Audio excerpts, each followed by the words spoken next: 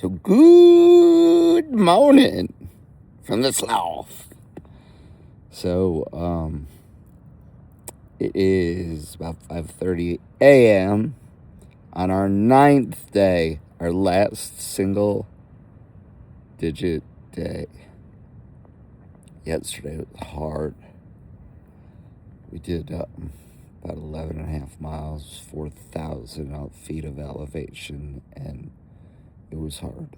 Yesterday was hard. I feel pretty good. This morning, I've been rolling out my leg and hip, and you may ask why. I have a new hip. That's why, because I'm hip. So I put a short out yesterday, and I had some questions about the ghost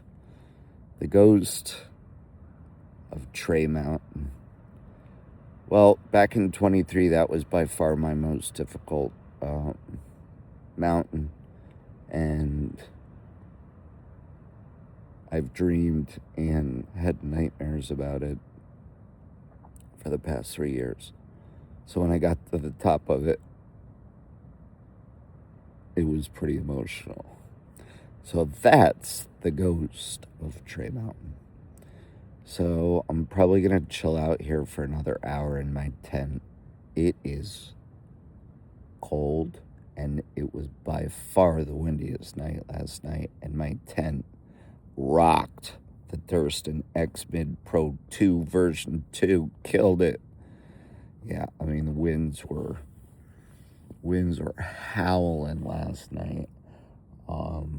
But I'm in my sleeping bag, my feathered friends. It's a 10 degree. It's a custom bag, right hand zipper, UL 10, starts with an E. You have to go back to my gear video. I've had it in there.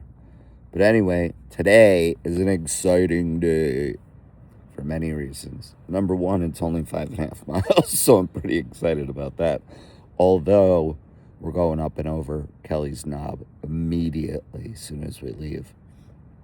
After I, by the way, eat the remainder of my half brisket burrito that I had yesterday. But the most exciting is I'm going to be meeting with Dana and Nick. I believe, but not positive. I'm probably going to meet them in the middle of the woods. I think they're going to be hiking in and then hiking out with me. I'll probably meet them midway. Found out last night, and I know exactly where I left it, my spoon, at mile 46.1. And hopefully my buddy James picked it up when he was leaving that morning.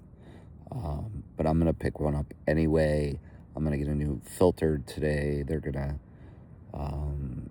let me stay at their home. I'm going to get a shower, clean my clothes, eat some Cuban sandwiches and beans. Not too many beans because I don't need them running through me in the middle of the woods.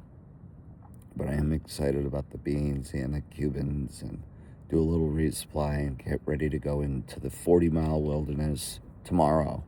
I'm just going to stay over real quick. And that's about it. I hope you have a great day. Talk to you soon. Sloth. Ow! Something else I was just thinking about that you probably, some of you, don't want to hear. But I'm warm, and I'm sleeping in my hoodie, as you can see, and a pair of shorts, no socks. I'm warm in this sleeping bag. And if and when it gets colder, which I'm expecting, I do have a liner, I do have leggings, and the other, again, some of you don't want to know about this, but those of you that are watching for maybe next year, you're starting later in this year, especially for the guys, and I can only speak for the guys, but I've heard some of the ladies are also using it. Guys, a pee bottle. It is essential, especially if you're over 50. And you may ask why. Well, if you have to get out of your sleeping bag and you have to get your headlamp and you have to get your shoes on, you have to unzip the vestibule and unzip the tent and then go out and find a place to take a pee and then get back in and redo that whole thing, you're awake. Well, if you got a pee bottle, I'm not a pro, but pro tip.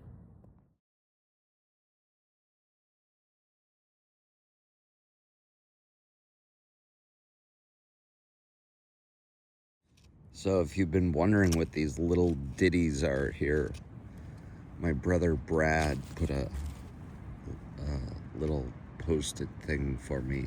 I don't know how many days are here, but I had asked way back for folks to write me notes or letters, and a whole bunch of my family members did. So when it gets tough, I can pull these out. Or a quick thought for those of you that are going to be going out and taking any kind of pills. If you have multiple pills, set them up at night so when you get up in the morning, you don't have to deal with it. Just a thought. Pro tip, I'm not a pro.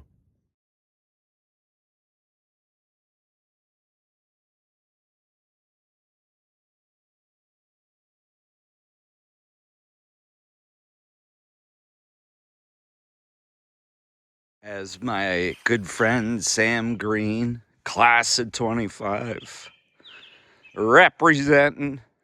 Thank you so much, Addis Gap campsite spot, sloth approved. Good morning. Sloth's on the move. Check this out.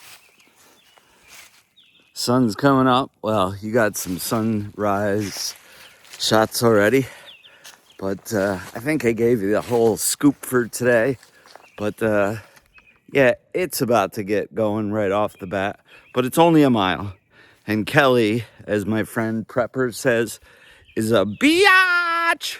So we're going to get that thing done real quick like that. And then we're going to go find Dana and Nick and head to town and head to their house and have a good old time and catch up. And then we'll be back on the trail Sunday, heading north. Sloth out.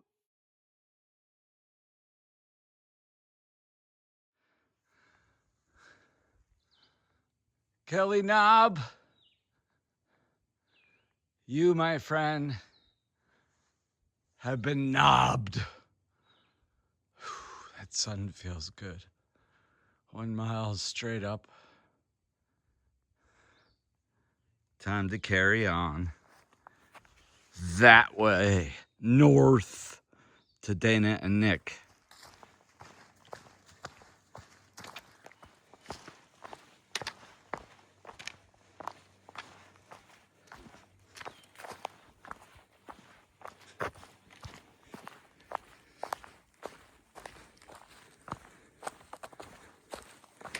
Heading down.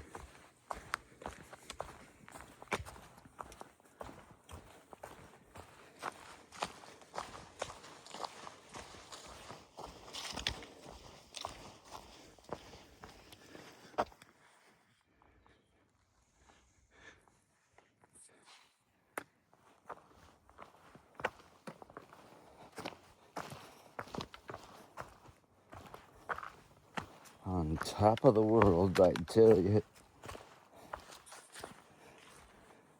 Top of the world.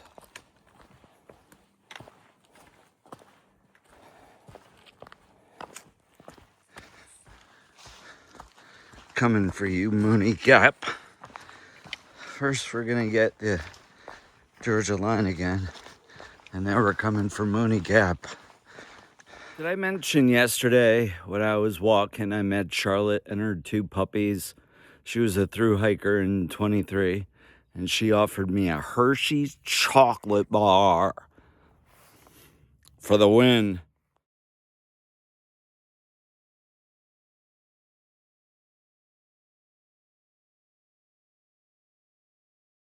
Did I tell you about Jake in the shuttle with the brain damage and they got hit in the face, the eye, with the door in the front door when another hiker opened it and he just had this huge gash, blood dropping everywhere? I'll tell you sometime. Who's this? Out in the middle of nowhere. How you guys doing? Great, how you doing? Doing awesome, thanks. Thanks for coming and meet me in the middle of the woods. Yeah, baby. Wow, there's Dana and Nick. I've been telling about them.